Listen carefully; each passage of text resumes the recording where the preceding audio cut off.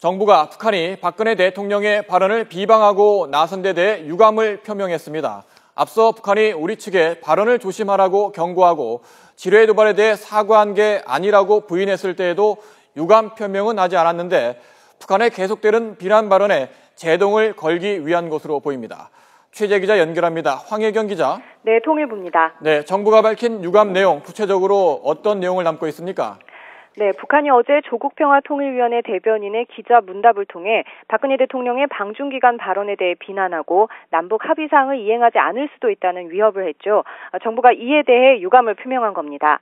통일부 정준희 대변인은 조금 전 정례 브리핑에서 북한이 어제 조평통 대변인 기자 문답을 통해 박 대통령의 중국 발언 중 발언 내용을 비방한 것과 관련해 유감이라고 밝혔습니다.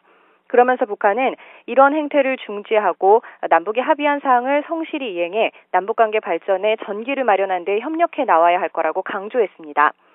북한은 어제 조평통 대변인의 기자 문답에서 박근혜 대통령이 시진핑 중국 국가주석과의 정상회담에서 북한의 지뢰 도발 등에 언급한 데 대해 극히 무엄하다고 비난했습니다. 또 해외 일정에 나선 남한 집권자가 자신들을 심히 모욕하는 궤변을 늘어놓았다면서 당면한 남북관계 일정마저 가늠할 수 없게 하는 매우 심각한 사태라고 경고하기도 했는데요. 이는 지난 2일 북한 국방위원회 정책국 대변인 담화를 통해 남북관계 개선 분위기에 저촉되는 언행을 삼가라고 요구한 데에서 조금 더 나간 수위의 발언이었습니다.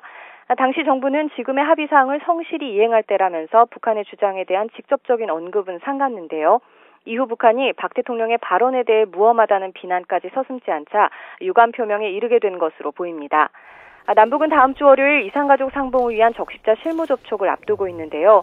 북한의 비난과 정부의 유감 표명 등 일련의 상황이 부정적인 영향을 주진 않을지 우려가 되고 있습니다. 지금까지 통일부에서 YTN 황혜경입니다.